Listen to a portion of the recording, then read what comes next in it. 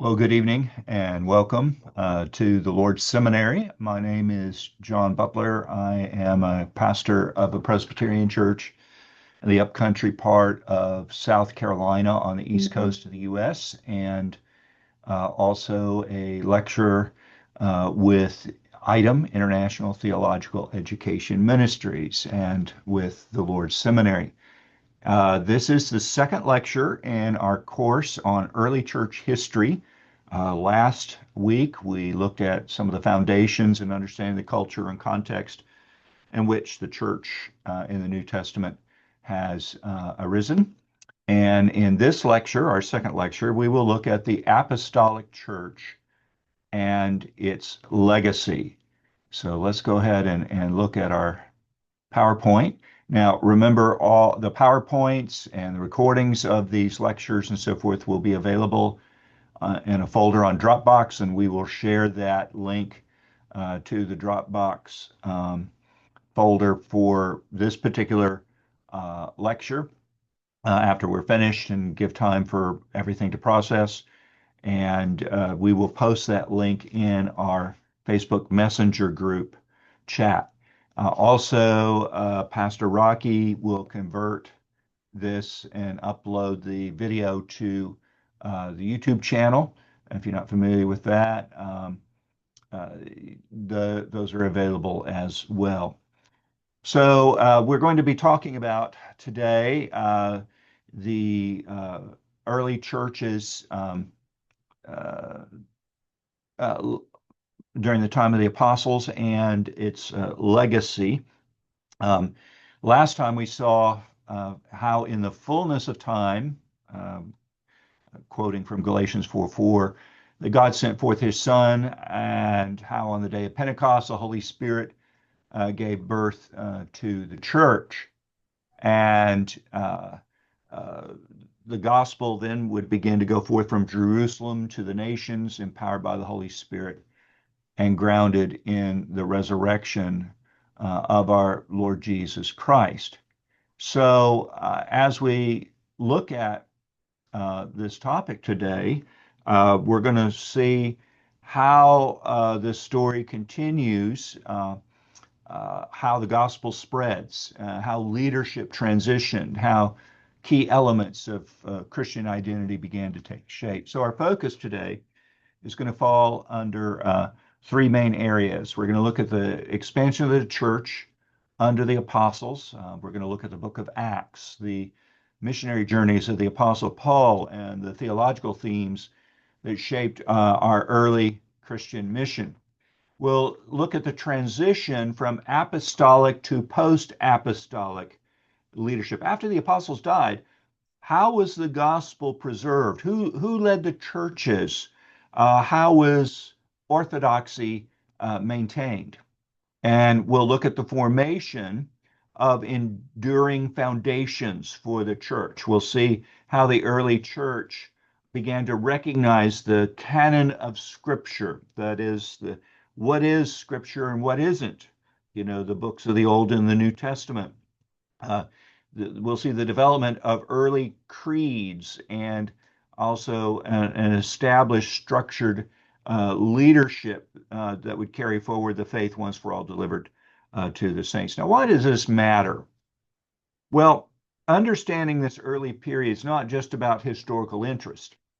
It's vital for tracing the continuity and the identity of the church. How do we know that the gospel we believe today is the same gospel that is proclaimed by Peter and Paul? How did the early church guard the truth in the midst of persecution and heresy? And what foundations were laid in this era that still support the church today? So, what we're looking at today is the period that is a bridge between the apostles and the later church fathers, the time when the faith was lived, preached, preserved, and passed down. The Apostle Paul wrote to Timothy, what you have heard from me in 2 Timothy chapter 2, verse 2, entrust what he's heard to faithful men who will be able to teach others also. And this chain of faithful transmission began in this era, and we are its heirs. So let's begin with the book of Acts, where the spirit empowered mission of the church first began to move from Jerusalem to the ends of the earth. We're going to examine in this section how the gospel expanded during the apostolic era, as we find in the book of Acts.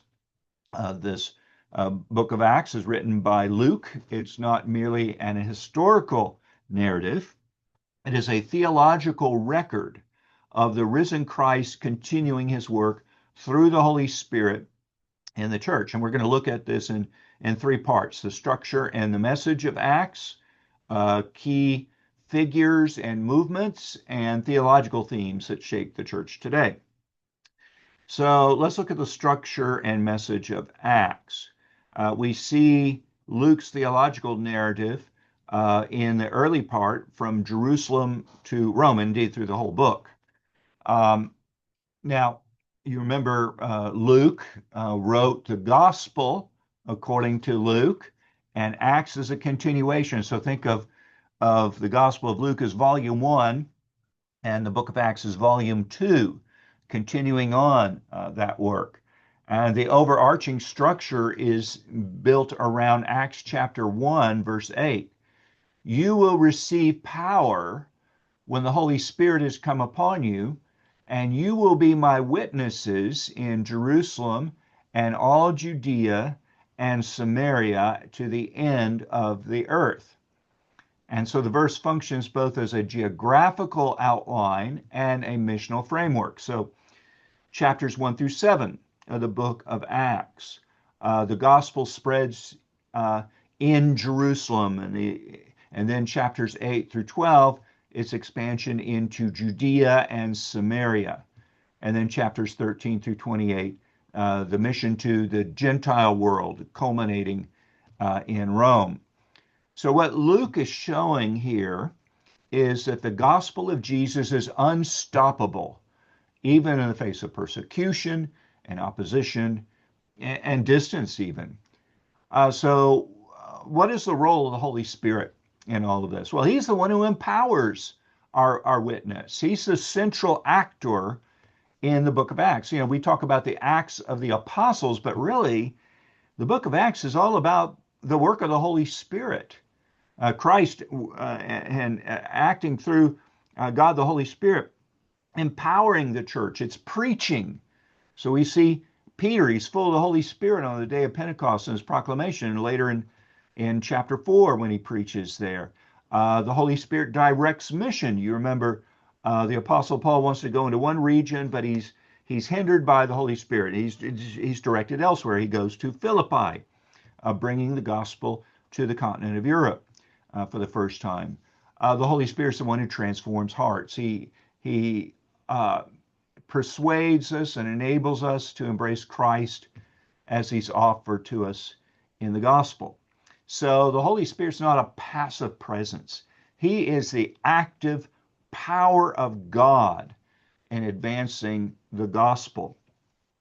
And in all of the preaching and teaching about that we see throughout the book of Acts, every major sermon, whether it is from Peter or Stephen or Paul, it focuses on the resurrection of Jesus.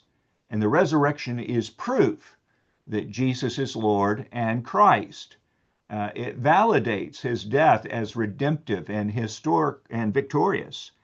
And it is the ground, the foundation of Christian hope and of mission. So the apostles were not philosophers. They were eyewitnesses to the risen Christ, and they proclaimed a real event that changes everything. So let's look at some of the key figures and movements. Of course, Peter's leadership and the gospel to the Gentiles. Peter plays a dominant role in the early chapters. You remember his sermon on the day of Pentecost in Acts chapter 2. We see some 3,000 people converted that day. Peter is used in healings, and he preaches, and he also suffers for the name of Christ. In Acts chapter 10, Peter preaches to Cornelius, who is a Roman Gentile centurion, and he sees the Spirit fall upon Cornelius and the Gentiles who are with him, showing that the gospel is for all nations. It's not just restricted to the Jews, but it is for all people. And so that event in Acts 10 marks a turning point. God is breaking down the wall of partition between Jew and Gentile. The conversion of the Apostle Paul in Acts chapter 9 is one of the more pivotal moments in church history. Paul becomes the leading figure in global gospel expansion, particularly in his first missionary journey in Acts chapter 13 and 14. The second journey, we find a record of that in chapters 15 through 18. His third mission journey in chapters 19 through 21. And then chapters 22 through 28 concern his journey to Rome. So from Jerusalem to Judea to Samaria to the uttermost parts of the earth. So Acts 13 through 28 begin the narrative of the gospel going to the nations. Now, what was the strategy of the Apostle Paul? One, he planted churches in major urban centers, focusing on influential cities like Corinth and Ephesus and Philippi and Rome. And that strategy enables the gospel then to go out from those key central cities out to the surrounding provinces from there. We also see Paul touching base whenever he goes to a place, if possible, to find synagogues. The gospel goes to the Jew first and then to the Greek. And so he begins with the Jews because they have the scriptures of the Old Testament up to that point, and he can proclaim Christ to them from the Old Testament. And we do find, some believe in some of the places, some don't. And so Paul takes the gospel to the Gentiles. He preaches in marketplaces as well that are available to him. We see suffering and perseverance on the part of the apostle as well. His ministry, as you read in 2 Corinthians 11, 23 through 28, his ministry is marked by beatings and imprisonments and shipwrecks and trials, and yet he pressed on for the sake of Christ. Now, the goal is not just to evangelize individuals, but to plant local churches as enduring gospel communities. What are some of the theological themes that we find in the apostolic preaching and teaching? Well, first is salvation by grace through faith. Acts is primarily a narrative, but it reveals a profound theological truth. Salvation is not by law or by ethnic identity. And it's not through law keeping of the Old Testament law or that one is a Jew, but by faith in Jesus Christ. We see that proclaimed in Acts chapter 15, verse 11, and then in Acts 16, verse 31. Paul's words at the Jerusalem Council, Acts 15:11, he says, "We believe that we will be saved through the grace of the Lord Jesus, just as they will." There is also the inclusion of Gentile believers. The gospel tears down barriers. We see in Acts 10, Cornelius receiving the Spirit. The church in Antioch becomes a multi-ethnic mission base.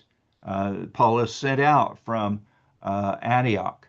And Paul and Barnabas fight for Gentile inclusion without requiring circumcision in Acts chapter 15. This is not a compromise here.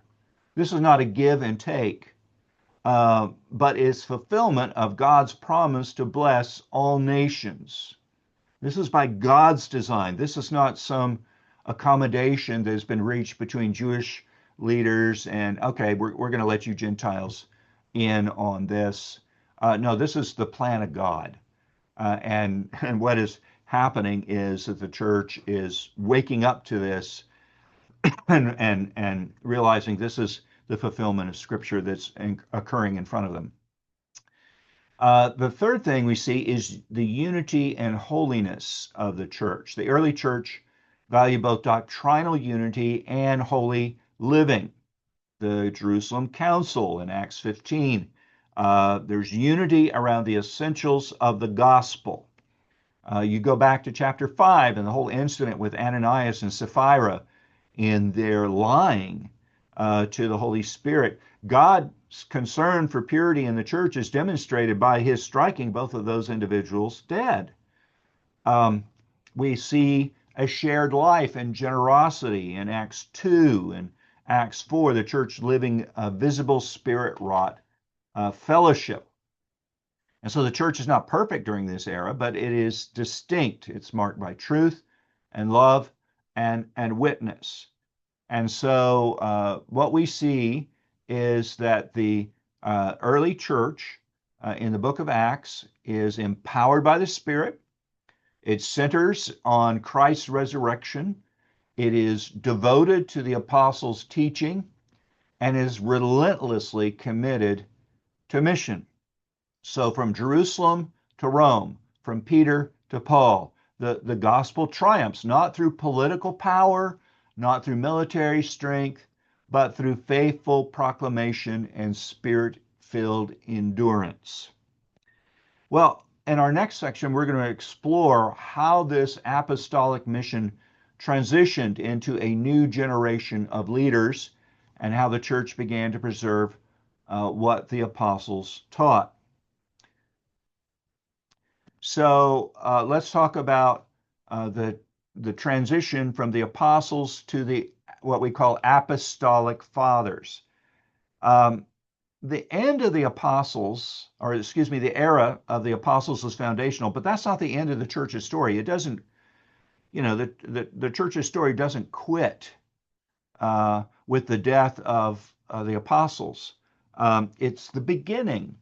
Now, as we see the apostles beginning to die off, the church enters a period of transition. And a vital question arises, how is the church going to preserve the truth of the gospel after the eyewitnesses to Christ's ministry and resurrection have passed from the scene? And we'll explore the closing of the apostolic era, the rise of this generation, a second generation leadership, and then the contributions of the apostolic fathers, those early voices who carried forward the teaching of the apostles and helped the church to mature.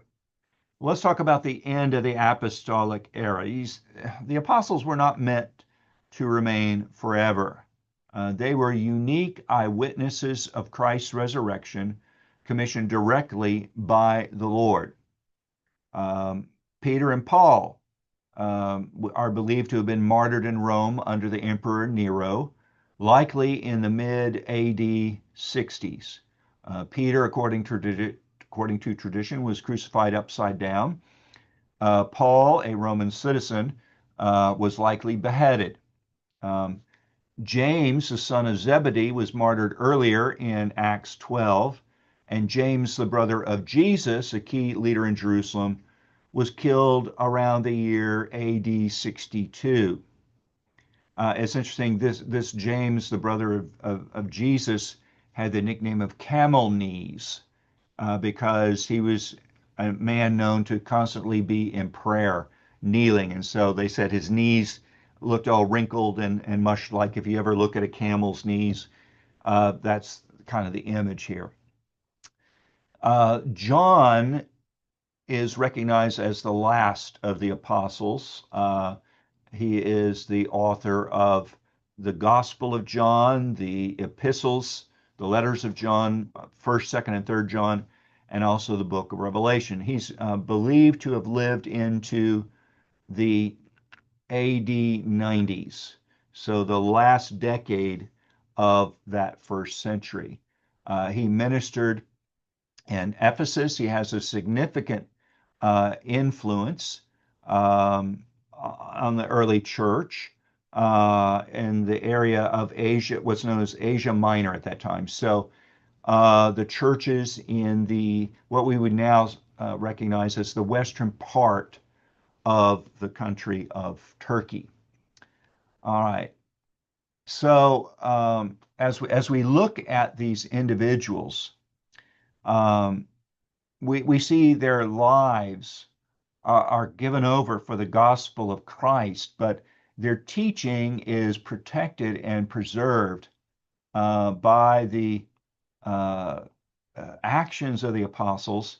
They recognize that there's a need for faithful transmission of their teaching once they have passed from the scene.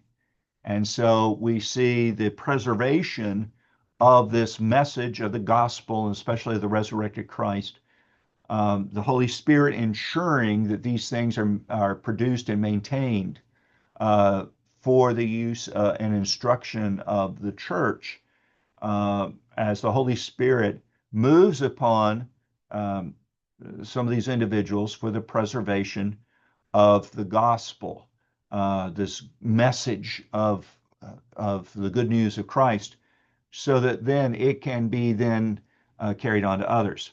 Now we do see it the entrusting of this message to men, faithful men, and we see those kinds of instructions that are given during this time, because there is a challenge during this time.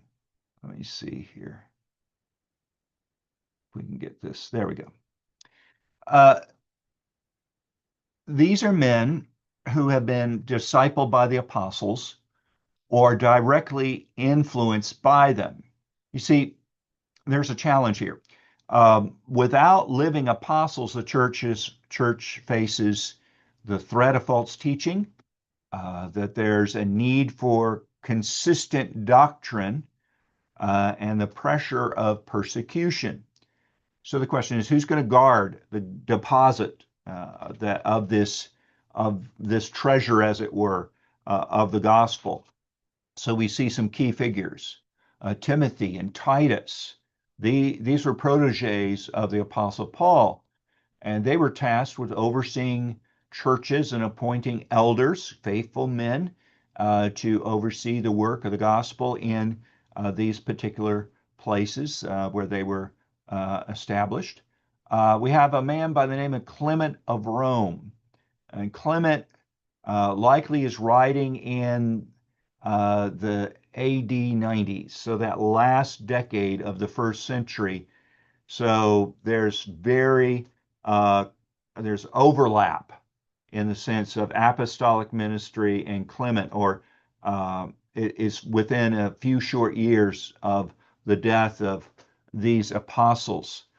He addresses the church at Corinth in a manner that reflects both humility and authority. There's a man by the name of Ignatius of Antioch. He wrote a series of letters on his way to martyrdom around the year AD 110. He stresses unity and obedience to bishops and defense against heresy. And then Polycarp of Smyrna, who as a young man had been a disciple of John, now in his, believed to be in his 80s or 90s, who dies as a martyr around the year AD 155. So these men have taken what they have heard from the apostles and those who have been taught by the apostles, as 2 Timothy chapter 2 verse 2 says, "What you have heard from me, entrust to faithful men who will be able to teach others also." So this principle, faithful men teaching faithful men, becomes essential for the continuity of the faith. And it's the same today. Faithful men teaching faithful men. And so we begin to see that presbyters, and then in this era, others who would oversee others, are increasingly seen as guardians of the apostolic tradition. Think of it this way: they are responsible for the transmission of the faith to faithful leaders, so it will be taught in those churches, and then later on, as the years progress, those men will, by God's grace, be teaching other younger faithful men the gospel, is preserved in that way. And these men will be overseeing the preaching and teaching in the churches together with the other elders. And what they're aiming for is a kind of quality control, that they consistently stay on message, that it doesn't become perverted over time.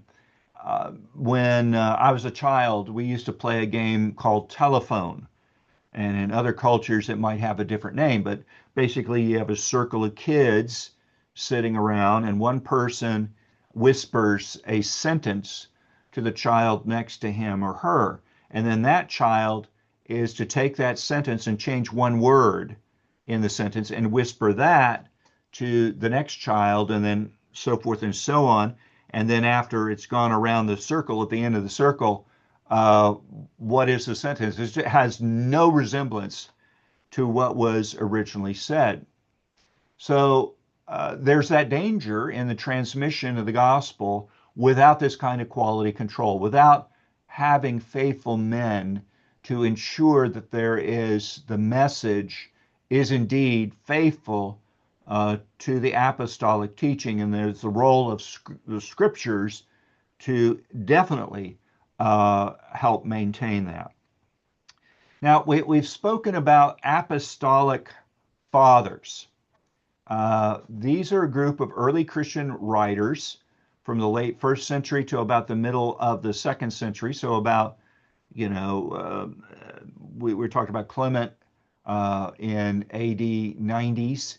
So till about 150, 155-ish, so the martyrdom of Polycarp. So these are kind of bookends here of the early apostolic fathers. These are men who have been influenced directly by an apostle or under the influence of the teaching of those who had been taught by the apostles.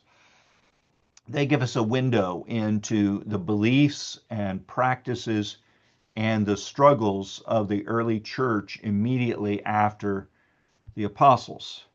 Now, we've talked about Clement of Rome and his letter to the church at Corinth. Ignatius of Antioch, he writes 7 letters to churches and to Polycarp. And then Polycarp of Smyrna, he wrote letters to the church at Philippi, and there's the account of his martyrdom. And then often included in this era are what is known as the Didache, the Epistle of Barnabas, and the Shepherd of Hermas. Now, each of these writings are letters of exhortation and encouragement. They contain warnings against early heresies, and we'll get into this later. And of course, Docetism, Judaizing, schismatic behaviors, and instructions of church order.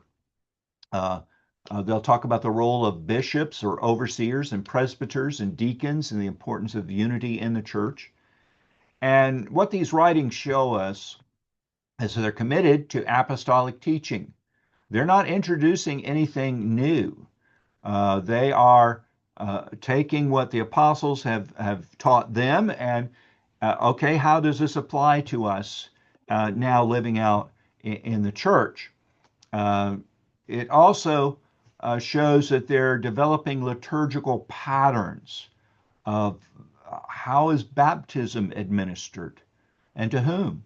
About the Lord's Supper and its observance and worship on the Lord's Day. How is it ordered? And it gives us a picture into the church looking at the scriptures and looking at these matters and how to apply them in their particular cultural context. Now, they're also increasingly aware of their boundaries. Who is in the faith and who is not? Who do we consider to be a Christian? Who is not? And that's a very important point later on that we'll see when the Emperor Constantine recognizes Christianity as the religion of the empire at that time. And you have many people flocking in and who have no idea of what the Christian faith is. They're there because it's the political thing to do. Well, the church is wrestling with, okay, who is a believer, who is not? How do we exercise church discipline? And those kinds of matters are important. The Apostolic Fathers, as we have said, did not introduce new doctrines. They preserved and applied the apostolic truth to new challenges.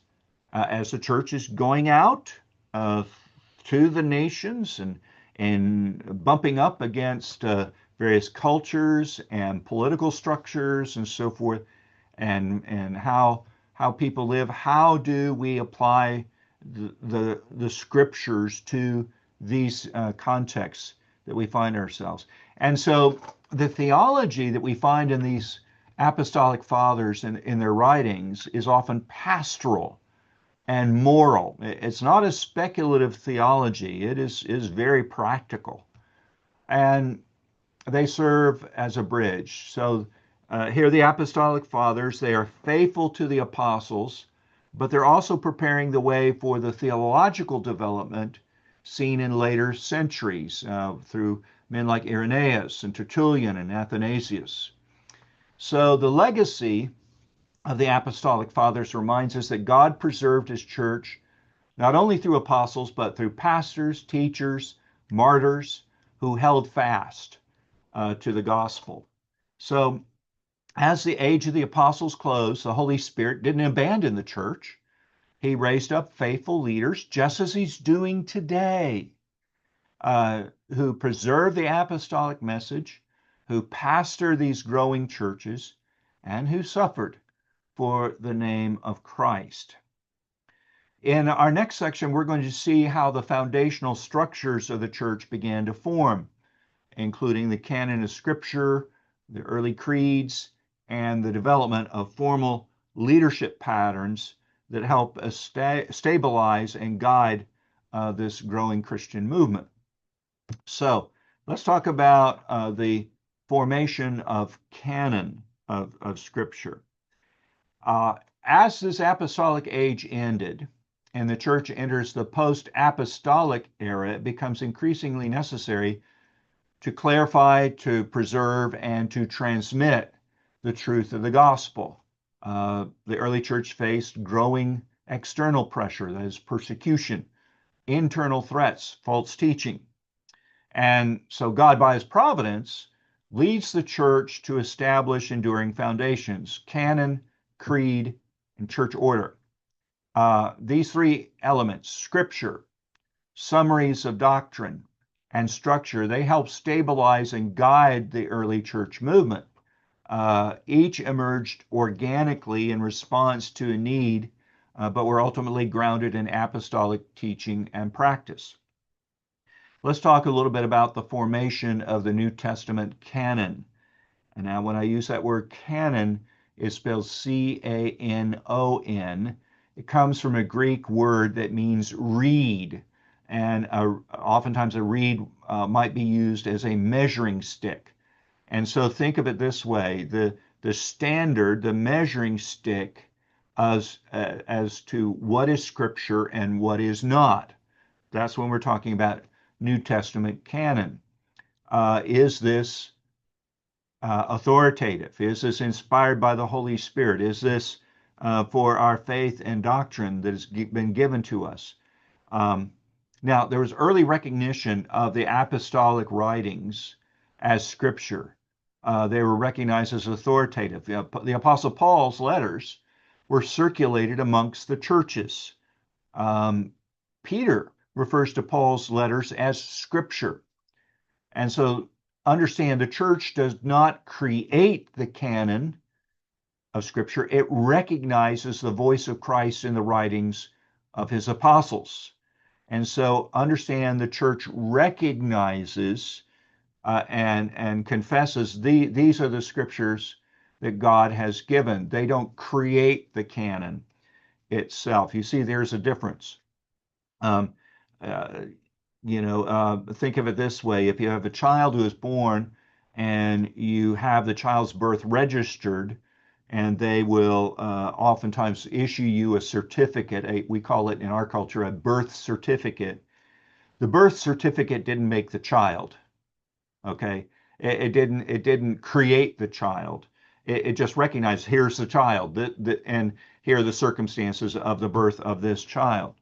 So um, what the church is doing with the canon of Scripture is we need to determine, okay, because there are lots of other writings out there, and some of them purported to be scripture and authoritative, and there had to be some kind of process to be used to determine what is authoritative from God and what isn't scripture itself.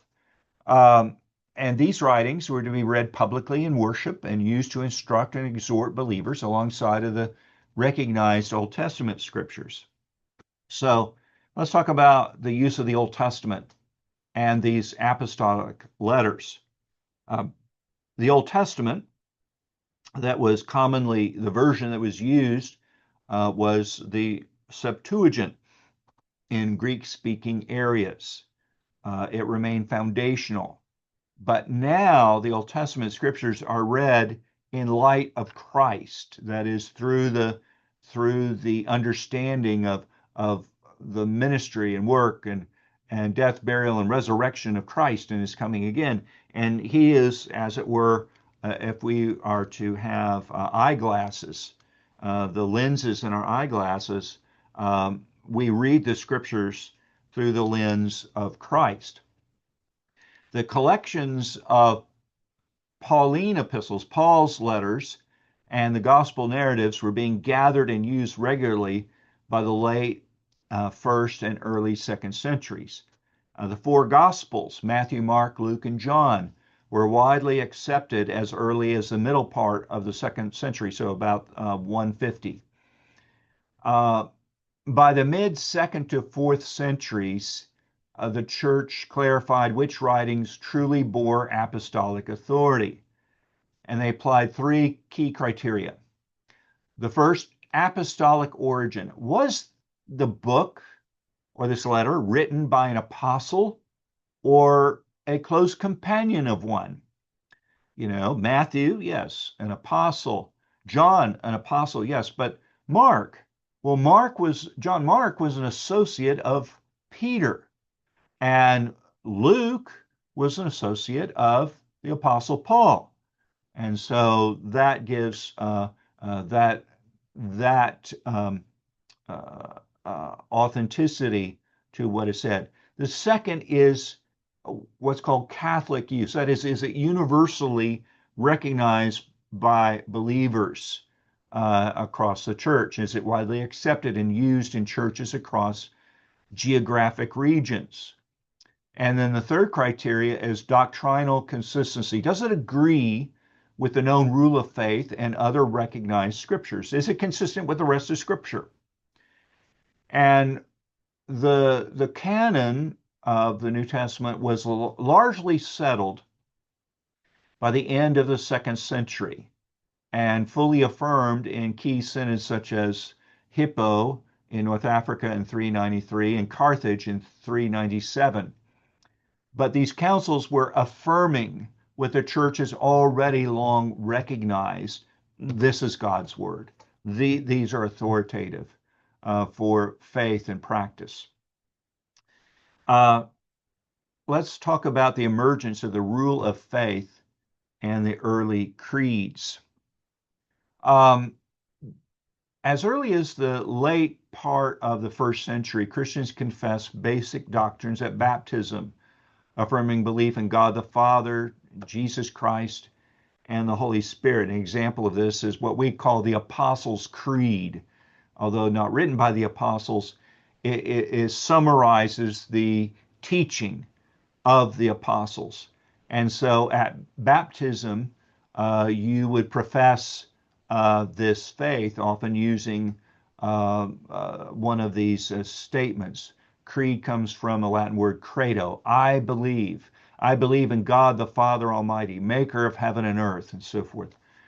The rule of faith was a summary of apostolic teaching. It was used to guard against false doctrine. You can find examples of this in the writings of Irenaeus around the year 180 AD and Tertullian in the early 3rd century, so the early 200s.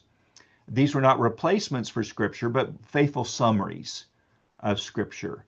And you see the rising of these creeds. And then later on, in the year 325 or so, the adoption of the Nicene Creed. So we recently have been celebrating the anniversary of the Nicene Creed many centuries ago. It being 2025, it was adopted in 325. So these early creedal statements emphasize creation, incarnation, the crucifixion, and resurrection and final judgment. These were used in combating false doctrines and statements. Let's talk about this. Scripture reminds us that the church is plagued by false teachers and will be, and as it was then, so it shall be until the coming again of our Lord Jesus. And that's why we need to be watchful to faithfully contend for the faith once for all delivered to the saints. There were some early false teaching. One recognizes what's called Gnosticism. It denied the goodness of creation and the true humanity of Christ. And then you had Docetism, which claimed that Jesus only seemed to be human. He gave the appearance of being human, wasn't really human. Heresies often would misuse Scripture, necessitating a clear, common, communal expression of what is biblical truth. And these form the seeds for later creeds. So the Apostles' Creed in its early forms grew out of baptismal confessions, as we have just mentioned. The Nicene Creed, adopted in the year AD 325 and later expanded in 381, would formalize key doctrines, especially about the deity of Christ and the Trinity. Oftentimes you'll find that heresies, not all of them do, but most of them center on the person and work of Christ.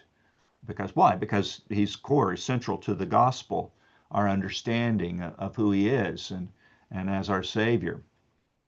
These creeds united the church across geography and protected it from theological drift. They kind of think of it this way: as you are driving up a road in a mountainous area, oftentimes you will see guard rails put along the side of the road to keep vehicles on the road and not tumbling off to the side. So think of these creeds and confessions adopted as sort of guardrails for the church to keep us on the road, as it were.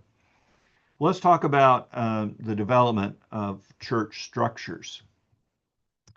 During this era, we see churches changing from primarily meeting in homes, we call them house churches, to the formation of congregations and as churches grow and gatherings become more organized, by the early part of the second century, many cities have a single bishop or overseer, episkopos, uh, is the term, and an episkopos is an elder. Okay, he's a presbyter, an elder. But what happened was he would become an overseer of multiple house churches within a city, and to help ensure that there would be this preservation of apostolic teaching and so forth. He was responsible for that. Now, this structure arose not necessarily um, in a way that we might find from Scripture, but somewhat reflected the uh, order and structure of Roman civil governance down to city level and neighborhood level and so forth.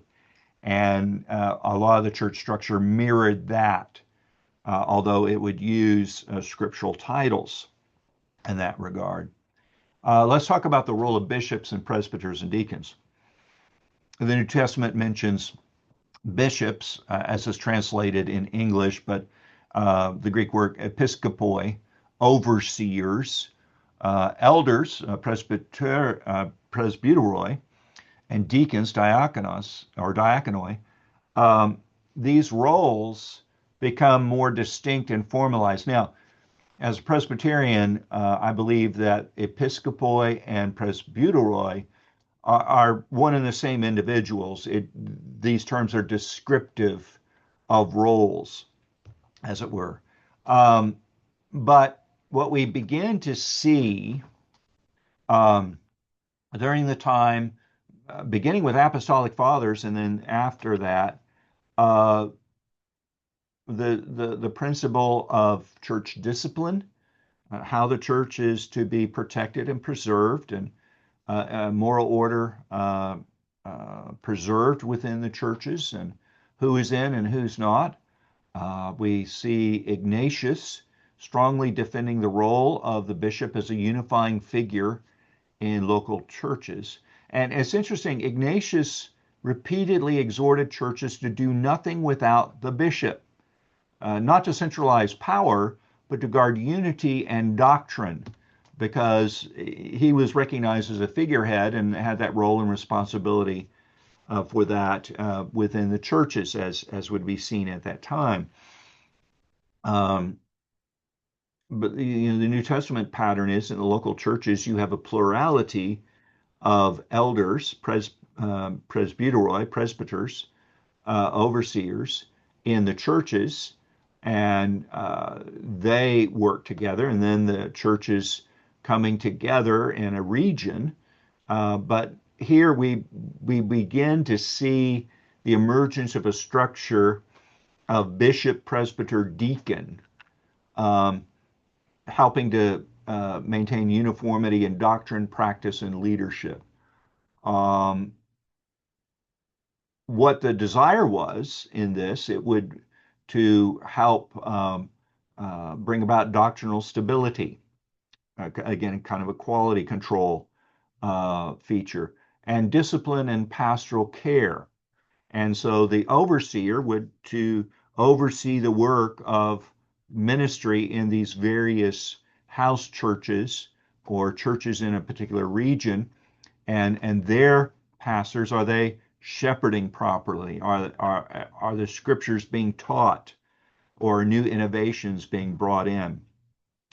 And the goal is that you wanted to have a faithful overseer over you in your local church, and then overseeing them as well. So we begin to see by the early third century the church beginning to establish the essential foundations that would sustain it through persecution and theological conflict. You have a canon of inspired scripture. You have creedal confession that summarizes the faith. You have a leadership structure to preserve the unity and to teach sound doctrine in the church. So these are not inventions, but preservations. These are measures taken to guard the apostolic faith and to ensure that the church, though is growing and suffering, it would remain rooted in Christ and in His Word. So let's talk about how the Spirit birthed the church in weakness and sustained it in strength through truth and unity and mission. The apostolic era helped lay the foundation, and the era of the apostles was unique and unrepeatable. Why? Because the apostles were appointed by Christ, they were eyewitnesses to his ministry and his resurrection. No one since that era has that distinction. No one since that time has that qualification. The era of the apostles was unique to that era. It's not to be repeated. It was never intended to be the final chapter of the church's life. It's the foundation upon which the entire future of the church would be built. Theologically, the apostles bore witness to the risen Christ, and they delivered the once for all faith, as Jude 3 calls it. Structurally, they appointed leaders, they established churches, they began patterns of worship and ministry that would continue for generations. And so the apostolic era gave us the content of the gospel, the shape of church life, and the vision for global mission. Then we see the succession after the apostles. You wanted to instruct faithful men, and they would in turn instruct faithful men. This transmission of the deposit of the gospel. As the apostles died, the gospel did not die. Why? Because of God in his providence raising up faithful men like Timothy and Clement and Polycarp and Ignatius, who received, who guarded, and passed on what had been entrusted to them. And that reminds us that the church is not ultimately sustained by a charismatic personality or by external power.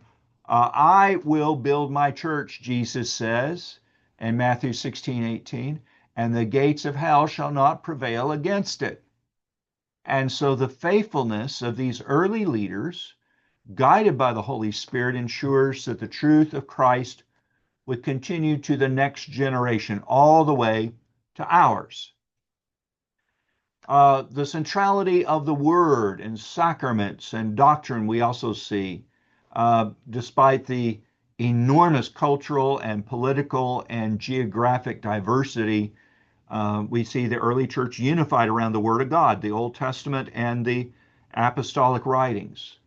The sacraments of baptism and the Lord's Supper rightly administered, and sound doctrine clearly taught, confessed, and protected. These three anchors remain just as vital today.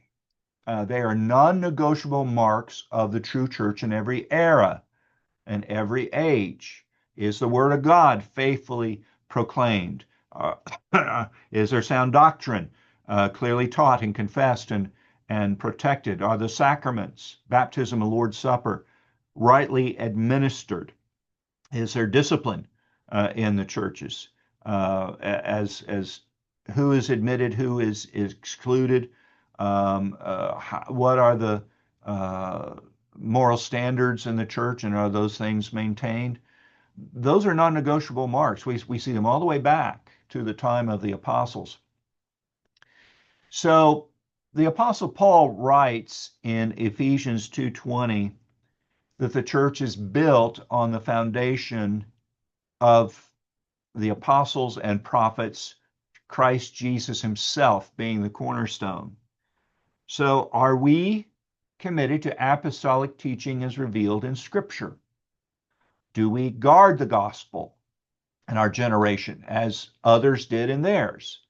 Do we see ourselves as part of a historic and holy continuity, not inventing the faith, but receiving and transmitting it? And the early church shows us that God's people thrived not by innovation, but by faithful stewardship of the truth. And as we move forward in our course, we're going to see how this foundation was tested and strengthened in the centuries that followed through persecution and controversy and growth.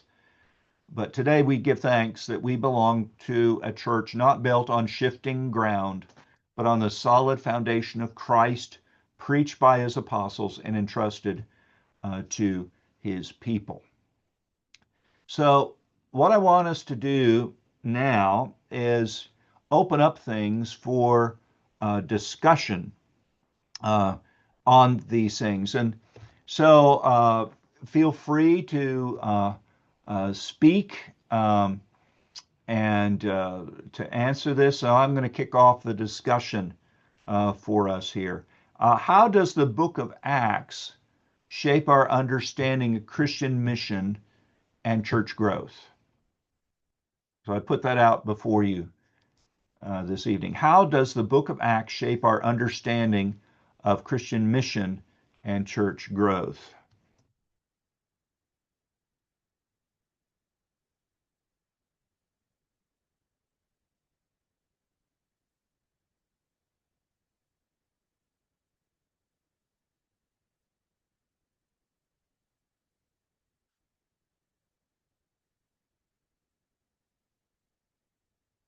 Now, not everyone speak at once. All right. Well, let's talk about this. The book of Acts gives us the biblical blueprint for Christian mission. We see that mission is spirit empowered. Acts chapter 1, verse 8 defines the mission of the church as bearing witness to Christ through the power of the Holy Spirit. We see that mission is Christ centered. Every sermon in Acts exalts the risen Lord Jesus and calls hearers to repentance and faith. We also see that mission is both local and global. The gospel moves from Jerusalem to Judea and Samaria to the ends of the earth, modeling how churches are to think outwardly. Yep, that's right. That's right, Ben. So, church growth we see in the book of Acts is both spiritual and visible. We see conversions, for instance, in Acts chapter 2, and baptisms and the formation of local congregations are tangible expressions of gospel fruit. Another thing, too, we see in the book of Acts is that suffering is normal. Acts emphasizes that persecution and hardship are not hindrances, but are pathways through which the gospel advances. For instance, when there's persecution of the church in Jerusalem in Acts chapter 8, what do we see? We see the believers going out into Judea and Samaria and other places around as well. And that is the spreading out of the gospel. Also in Acts 14, we see that as well. So Acts teaches us that the church doesn't grow by human strength, but by faithful proclamation of the word, spirit-enabled witness, and endurance in trial.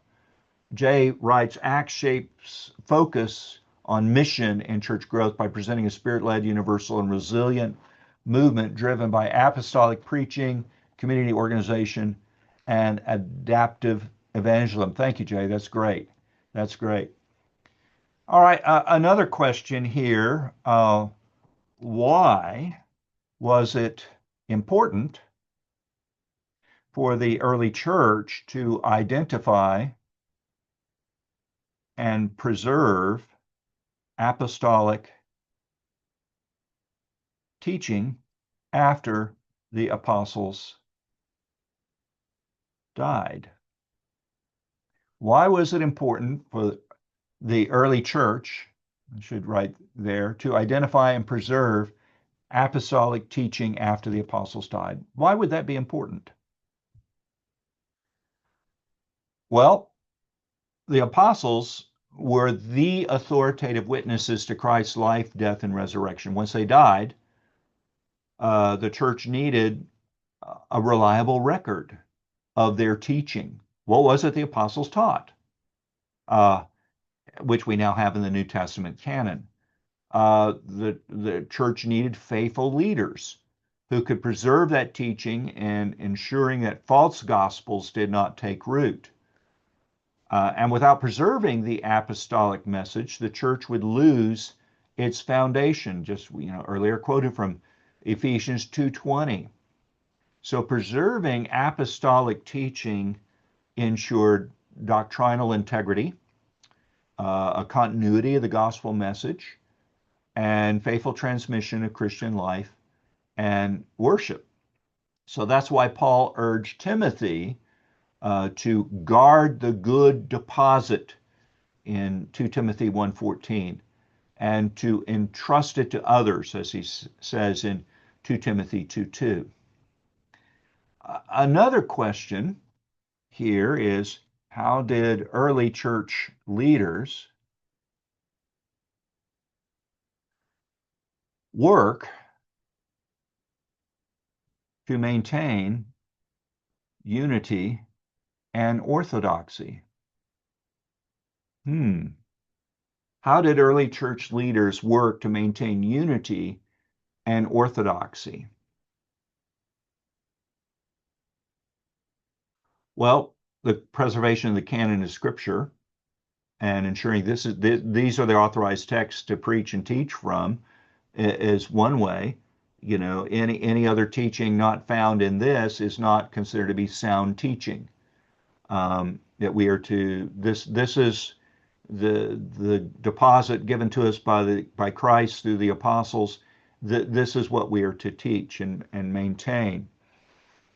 So this teaching of sound doctrine explains and reinforces apostolic truth, and these apostolic fathers did this through the writings. We think of Ignatius and his letter to these churches, and Polycarp in his letter to the church at Smyrna.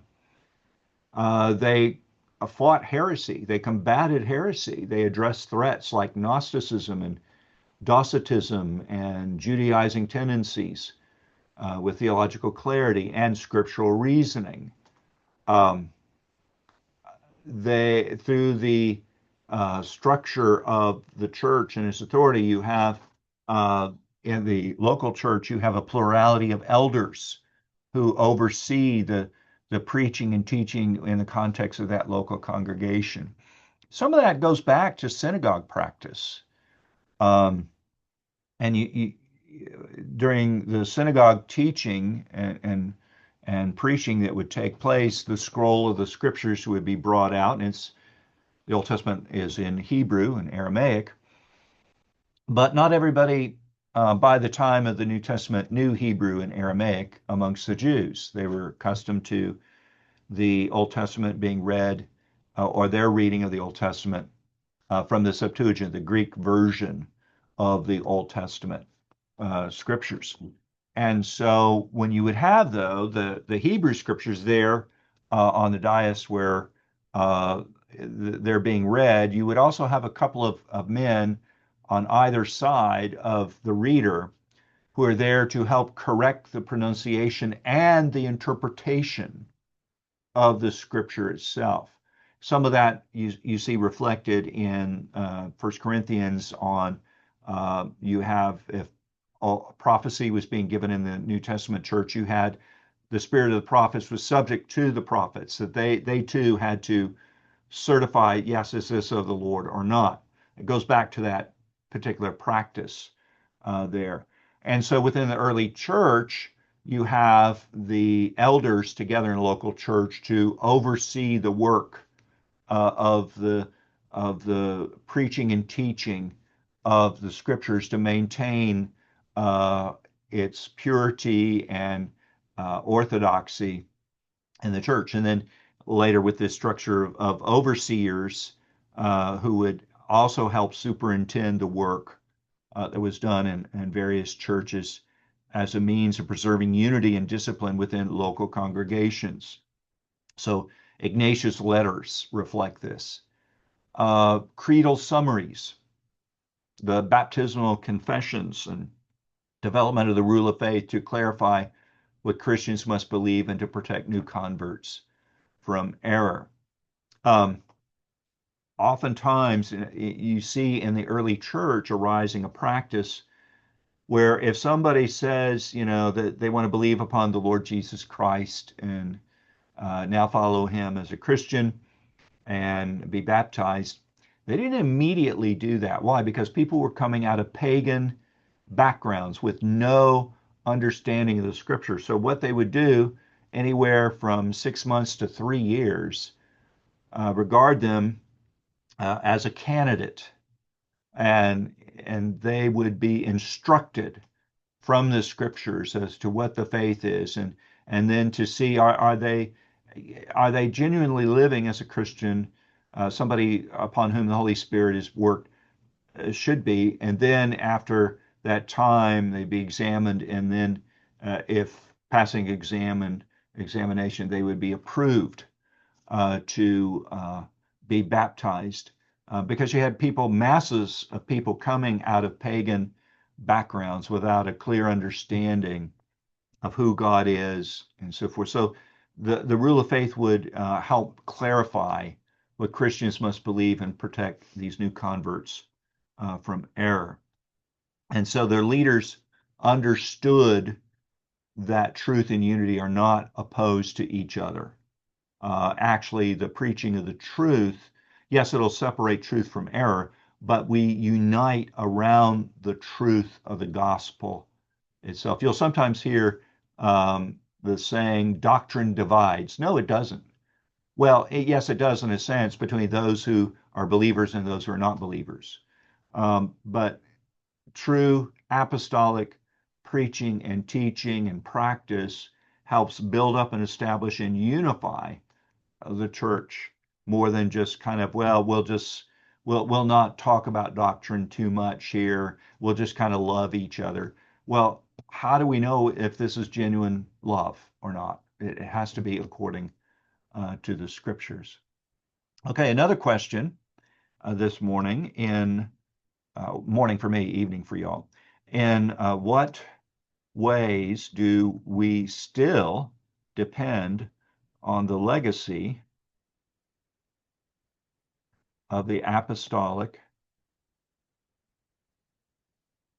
church today?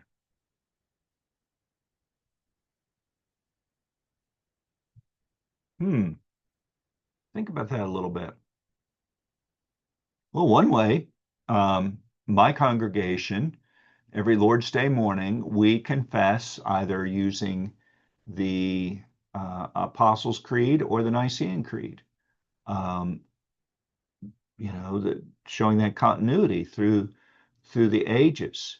We preach and teach the Word of God. We read and preach and teach the Word of God. We sing the Scriptures in the Psalms. The New Testament is preserved as the testimony of the apostles, and it remains our supreme authority in faith and life. The creeds grow out of apostolic teaching and continue to guard the church from doctrinal error. The Apostles' Creed and the Nicene Creed. Jay, great. I'm glad your congregation does that. Indeed, all congregations should confess the faith at least from time to time in this way. Another way is church order. Our understanding of ordained leadership, of worship and sacraments flows from the patterns laid down in the apostolic and post-apostolic church. And then our approach to missions, the apostolic vision of a global church grounded in truth and led by spirit-filled servants continues to shape our understanding of the church's task today. So we are not reinventing ourselves. That's not what we're supposed to be doing. We're to be receiving and stewarding a gospel handed down, preserved by faithful witnesses who came before us. So the challenge is, as we are men under the gospel, under the teaching of Scripture, to pray that the Lord would provide those younger individuals to transmit this gospel that they would be raised up for the work of gospel mission, gospel ministry. Um, think about this. If you're in the gospel ministry today, it is an answer to prayer that you are there. That God raised you up in response to the prayer, Lord, provide faithful men to preach and teach this gospel of those who went before us. We stand in this long stream of, of Christ's desire for the gospel to go out to the nations and answer to prayer and for the whole plan and purpose of God. And as we kind of step back and we look at our role in all of this, we are but servants, of course, but what a marvelous privilege this is that we're part of the work of Christ in the world, in the time and place where we are serving right now. Uh, and in the whole scheme of things for eternity, we have that particular role in that regard. Let us be faithful to the charge, to the mission that has been given to us by our Lord Jesus. All right, I want to open things up for any questions that you might have.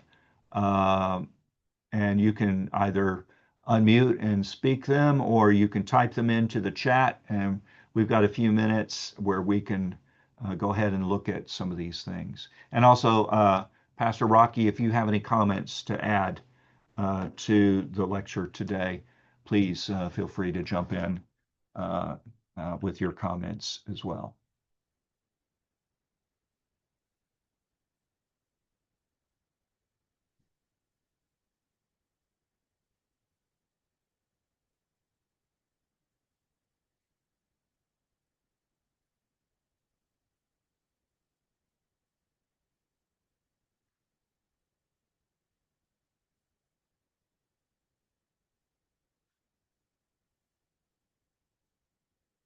Which came first, the Apostles' Creed or the canon? Well, that's an interesting question, Jay. We're not sure as to the date of the Apostles' Creed. These content of all this, of course, has come to us through the centuries, and it reflects apostolic teaching. Um, and so, it's kind of hard to say on that. Canon of Scripture, we're talking about those New Testament writings, particularly that were recognized by the church.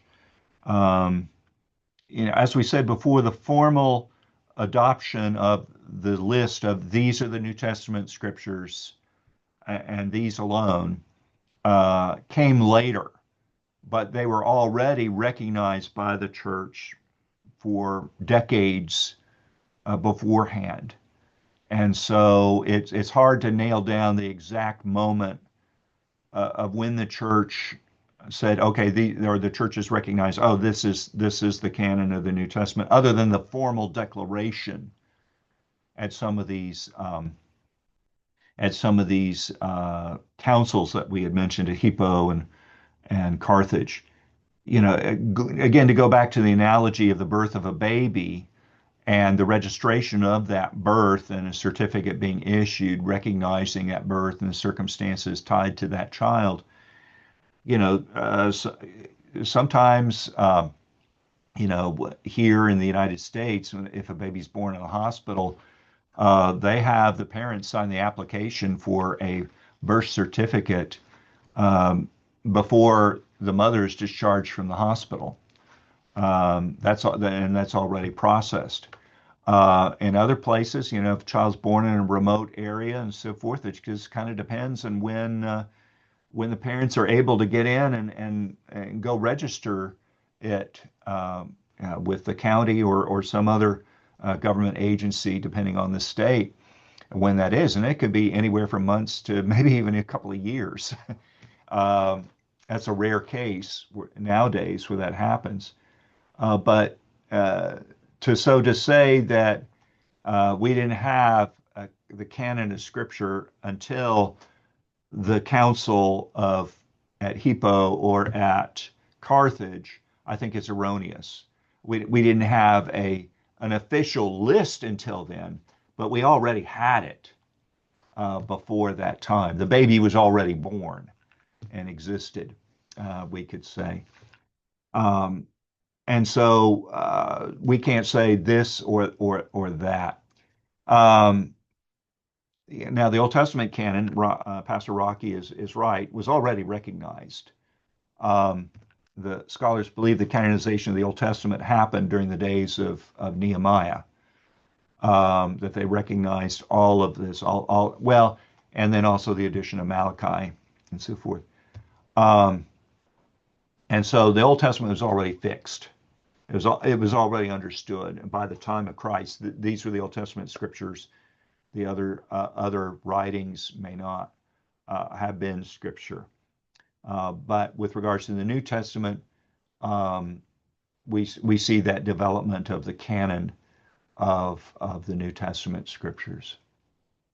All right, other questions. Okay, it was said that the writings of the early church fathers are considered as authoritative as they considered inspired. No, no.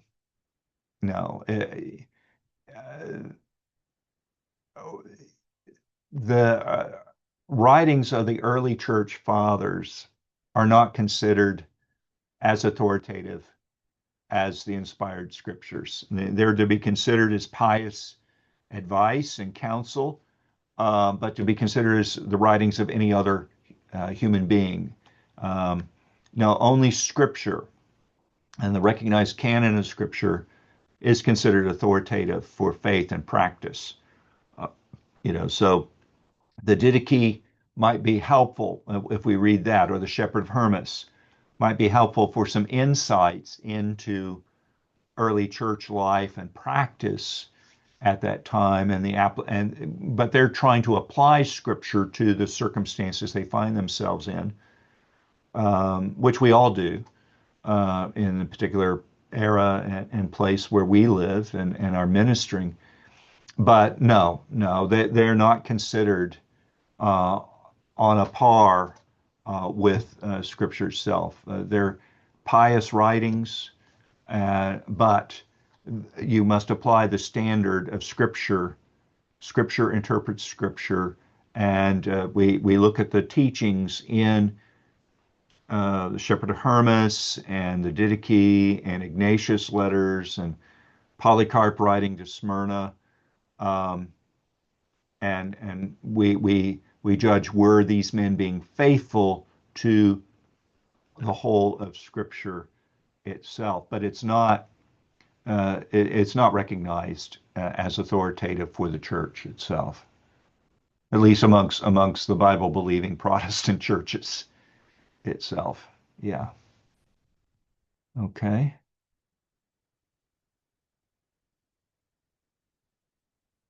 Oh, we all need to learn more, Jay. We all need to learn more in the church's history. I always enjoy this. Well, thank you so much for your time this evening, and we will close things out. And I'll ask Pastor Rocky, would you mind closing us with prayer, please?